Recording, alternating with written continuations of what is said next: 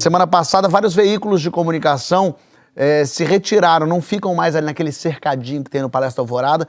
Eles alegaram a falta de segurança aos jornalistas. Enquanto a gente fazia o programa aqui na semana passada falando sobre o João Pedro, menino que foi assassinado numa ação policial aqui no Rio de Janeiro, o George Floyd, também negro, foi assassinado por asfixia por um policial com o joelho, uma das cenas mais terríveis desse ano, filmado, 8 minutos e meio de uma ação truculenta da polícia. Isso gerou protestos no mundo inteiro, inclusive no Brasil. Ontem, torcidas organizadas aqui, lá em São Paulo, enfim, mas pelo Brasil, resolveram protestar contra o genocídio negro e contra a favor da democracia, na verdade, e contra as atitudes autoritárias do Bolsonaro e dos seus seguidores. E a gente vai falar um pouquinho, debater, quando essas vozes são sufocadas, o que acontece? Quando o presidente perde respeito para com a imprensa, o que acontece nesse momento em que se perde a comunicação, em que não há mais diálogo? E eu quero saber, Bial, você, jornalista há apenas 40 anos, essa debandada dos repórteres do Palácio da Alvorada, isso representa, significa o quê em 2020? Era um gesto obrigatório. Aquilo não podia continuar, porque não apenas era dar palco para que o presidente se exibisse para sua claque que ficava ali do lado, e não era perigoso, uma situação muito instável, ameaçadora, que se dava ali na saída do Alvorada, como isso servia de exemplo irradiador para todo o Brasil, para Brasília, para as outras grandes cidades, para todo o território brasileiro. E eu acho mais, assim, acho que foi um gesto importante, tinha que se marcar essa posição, porém eu continuo muito preocupado com a segurança física dos repórteres profissionais da imprensa brasileira, onde estejam, porque o nível de agressividade estimulado pelas autoridades, estimulado pelo presidente, está muito fora de controle. E, às vezes, porque as grandes tragédias não acontecem assim, numa trama grandiloquente, espetacular. São, às vezes, acidentes, incidentes. Quer dizer, quando houve aquele cerco, por exemplo, estou me lembrando aqui, o cerco em 1991, o cerco à Casa Branca, como se chamava o prédio da Federação Russa em Moscou, onde o Yeltsin estava resistindo à junta stalinista que tinha derrubado o Gorbachev. Achavam que ia haver um ataque, que iam morrer centenas de pessoas. Não, chegou um blindado e os manifestantes jogaram uma bandeira em cima do blindado cujo piloto perdeu a visão e atropelou uma pessoa. Esse Marte acabou com o golpe contra o Gorbachev, trouxe o Gorbachev de volta e o Yeltsin, o resto é história. Quer dizer, às vezes o clima está tão pesado, as coisas estão tão tensas, que às vezes uma bobagem pode desencadear uma tragédia. Eu acho que a gente está vivendo um momento extremamente perigoso, não estou exagerando. Mas eu, por exemplo, eu não me recordo, eu nasci em 83, não me recordo de ditadura. Mas você que já cobriu guerra, já cobriu, enfim, eventos na ditadura aqui, para mim é muito violento o que acontece, vendo as pessoas partindo para cima de jornalista, de repórter. Isso é mais assustador que o normal, Bial? Você já passou por tanta coisa, esse momento ele é delicado exatamente por quê? O que o diferencia, por exemplo? Na ditadura havia um mínimo de organização, quer dizer, o jornalista podia não apanhar, ele ia preso, eventualmente torturado, morto, mas havia agentes do Estado ou agentes de um Estado paralelo, como depois isso se desenvolveu, que faziam esse trabalho sujo. Agora não, é uma violência anárquica, há uma liderança, sem dúvida, simbólica e inspiradora, que é o presidente. Mas não há uma organização. As organizações que existem são paramilicianas ou milicianas. Então, é um território muito cinzento aí, portanto, na ditadura havia algo muito claro, tanto que todas as diferenças se uniram para se proteger contra aquele Leviatã, mas hoje as coisas são muito mais confusas, e mesmo as oposições agora estão dando sinais de tentar se unir, com vários manifestos sendo assinados e distribuídos, mas a gente está longe inclusive eu acho que está longe de definir esse governo como uma ditadura. Não, nós ainda vivemos numa democracia, com evidentes desejos de solapar essa democracia por parte de algumas autoridades, mas mesmo isso é confuso, então não tem uma clareza. Onde as coisas não estão visíveis, tudo fica mais tenso e mais perigoso. Eu acho que o atual governo criou assim uma mecânica muito engenhosa de criar na imprensa uma espécie de vilã, né? uma espécie de inimigo que faz com que os apoiadores do presidente sejam, de alguma forma, protegidos da verdade. Porque aí tudo que é crítica vindo da imprensa vira uma espécie de colaboração às teorias paranoicas do presidente, entendeu? Então as críticas ficam impossíveis de entrar no próprio presidente. O que eu acho é que a gente tem que perceber que essa estrutura montada ali, esse curralzinho, né? O Randolph disse muito bem, chamou entrevista com claque, né? Porque é cercada de apoiadores dos mais ferrenhos, sem fornecer segurança, sem fornecer nenhum tipo de estrutura, acabou virando um lugar impossível da imprensa trabalhar. Então eu acho que as pessoas que mais sofrem com isso somos nós mesmos, que ficamos no escuro. Mas isso, para mim, é uma tática. É uma tática. E dizer que ele é louco, que ele briga com a imprensa, esvazia o verdadeiro fato, que é, na minha opinião, que o nosso presidente é um cara que vai para palanque de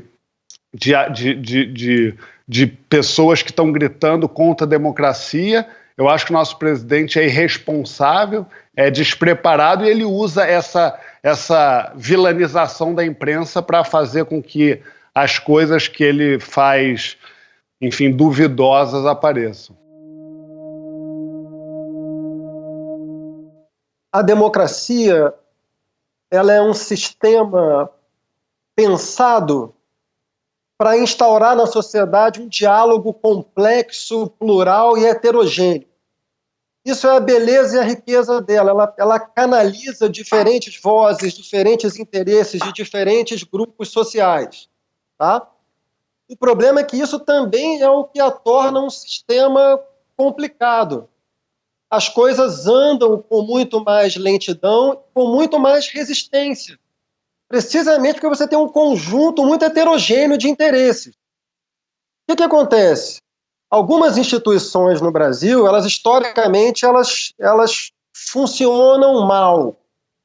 E nas últimas décadas, desde a redemocratização do Brasil, especialmente a relação entre o legislativo e o executivo era ruim.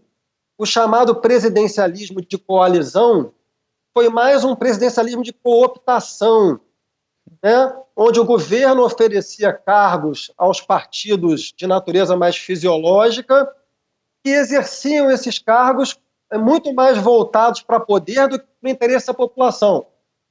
Ora, o Bolsonaro ele é eleito como a coroação de um movimento antissistêmico contra esse funcionamento das instituições democráticas no Brasil.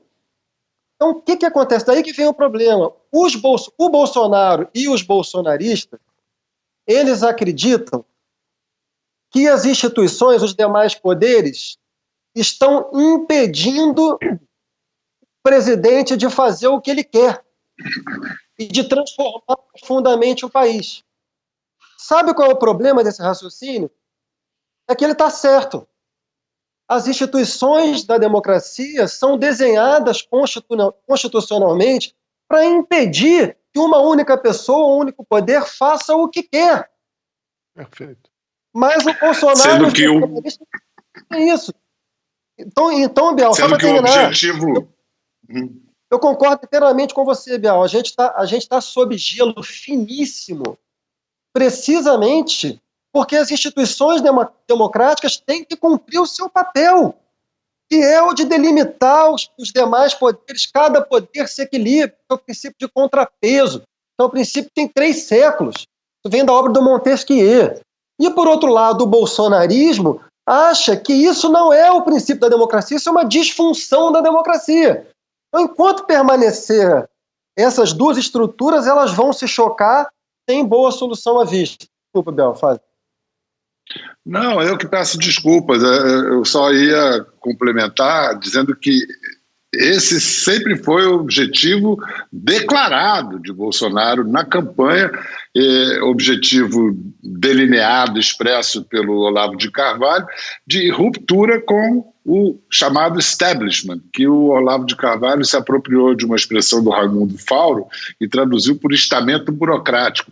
Quer dizer, é a ruptura, a ideia é levar à ruptura. E como você definiu belamente a democracia, uma das belezas é a sua própria vulnerabilidade. A democracia é vulnerável. Então, nós temos que ficar muito, muito atentos. É difícil acreditar que ontem, gente, tinha uma manifestação pedindo o fechamento do Supremo Tribunal Federal, bandeiras absolutamente anticonstitucionais, e junto ao presidente, no helicóptero, o ministro da Defesa. É muito grave isso, não pode, isso não pode. Agora, além de tudo isso, Emicida, chegou-se a um ponto em que não dá mais para ficar em casa, a gente tem que sair para protestar, e aí eu vou levar para o caminho do que aconteceu lá nos Estados Unidos e o que aconteceu ontem aqui com as manifestações democráticas, que foi um princípio, me parece, um caminho onde não há volta. Já está no 7º dia de manifestação lá nos Estados Unidos, e as manifestações tomando cada vez um tamanho maior e as pessoas, inclusive, depredando a polícia ativa. Chega uma hora que não dá mais, tem que ir para a rua, não há mais diálogo possível há muito tempo e agora é um ato, é um símbolo sair para gritar e dizer que chega? Eu acho que a gente vive uma série de situações insustentáveis, né? A gente agora está com um pouco mais de 15 ou 20 minutos de programa, eu não sei, mas olha a quantidade de coisas que a gente elencou e a gente está falando da história recente desse país. Se a gente fosse aprofundar em questões estruturais, tem muito mais morte, muito mais violência, muito mais destruição que está afetando a vida de outras pessoas que estão longe dos meios de comunicação, saca? O que aconteceu desde a semana passada, né, meu? Pensa que semana passada a gente estava aqui falando sobre o quão destruidor de futuro, não só das pessoas pretas, mas do futuro desse país, era viver num lugar onde uma criança de 14 anos que está cumprindo sua quarentena em casa é alvejada por uma bala de um grupo de outras 72 que arrebentaram a sua casa, sacou? Eu fiquei pensando aqui antes que eu nem sou o cara mais antigo desse programa, o João tem esse título, sacou? Mas só no tempo que eu tô aqui, quantas crianças pretas foi morta pelo Estado brasileiro? Entendeu? Ágata, Davi, João, semana passada João Pedro, e esses são os casos que a gente vê ganhar visibilidade, mano. Se a gente vai pro norte, se a gente vai pro centro-oeste e pega a situação das tribos indígenas, a gente tem situações mais desesperadoras do que essa que já faz a gente chorar. E sabe o que acontece, mano, com quem mata um inocente desse nesse país? Principalmente quando veste uma farda? Nada, mano. Entendeu? Sacou? Aliás, tem uma outra coisa que eu achei extremamente triste, assim, a gente entrou aqui falando sobre imprensa, mas é muito triste que a imprensa brasileira, quando vai cobrir um caso de racismo internacional, se refira à cor da pele da vítima, se refira a que ele foi assassinado por um policial. Quando a gente trata de caso doméstico, toda essa percepção some.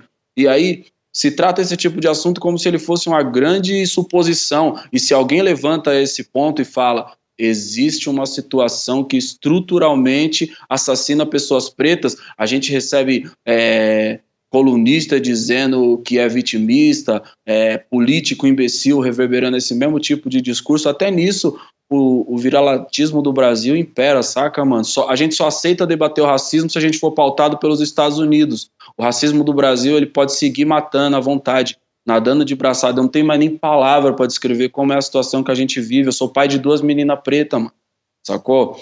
E aí eu repito para você, mano, respondendo sua pergunta, o que eu falei quando aconteceu o caso Ágata, que a gente estava gravando um programa também lá aqui em São Paulo. Era para esse país estar pegando fogo mesmo. E o fato dele não estar fala tudo que uma pessoa preta tem que saber sobre ele. A gente está em solo inimigo, mano. A gente tem que se proteger como a gente puder, porque a gente está por nossa conta e risco nesse grande projeto assassino de preto que é o Brasil, mano.